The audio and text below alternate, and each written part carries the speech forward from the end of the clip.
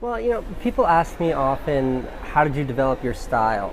And the response that I give them about the style of my work, the style of my films, is that because I was never taught the right way to make movies, I was forced to find my own way. And it was via that process that yielded my style. Early on, I didn't have access to actors, so I just shoot whatever I could shoot on the table, and that's how I figured out how to do stop frame animations and things like that. And then I'd be short for subject matter, so I just film whatever I'm up to. And those were sort of the early days of me telling stories from my life. So much of what I do now is just birthed from this idea of lacking that formal understanding of how it's supposed to be done. I don't think anyone ever wants to be sold a product. It's just not interesting.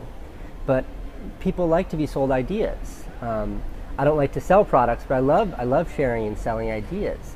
And if you look at the really great companies, if you look at the Nikes, you look at Apple computers, they're always selling ideas. And when people buy the idea, when people subscribe to an idea, they'll always follow and buy the product. So I'm very good at sharing ideas. I'm very good at telling stories around ideas. I'm terrible at selling products. So the movie that I made for Nike and the movie that I made for 20th Century Fox, they were just about an idea. They weren't about a product.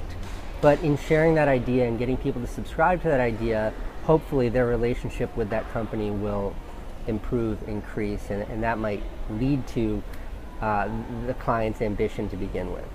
Well, I think Snapchat is one of many sort of new media tools of communication.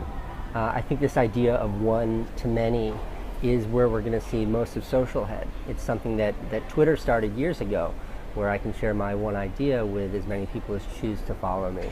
And I think Snapchat is an evolution of that, and I think we'll see further evolutions of that. But it really it changes the broadcast medium from something that requires an intermediary to something that's purely from one directly to that audience of many. And I think that idea is an idea that we're going to see only grow as we move into the future. Top advice for young filmmakers that want to make stuff on YouTube. The first one is do the work. It's only about the work. Second one is take chances, be brave. And then the third one is do more work. Because the only way you'll ever find your voice, the only way you'll ever get good is by doing it over and over and over and over. There's no such thing as an overnight success. There's no such thing as just figuring it out. It is always a process, and that process sucks. It's not fun, and that process is the least glamorous aspect of any part of it. But that's the part of the process that I say embrace the most. Okay, wait. Yeah. Check out. I'm talking directly to the camera now.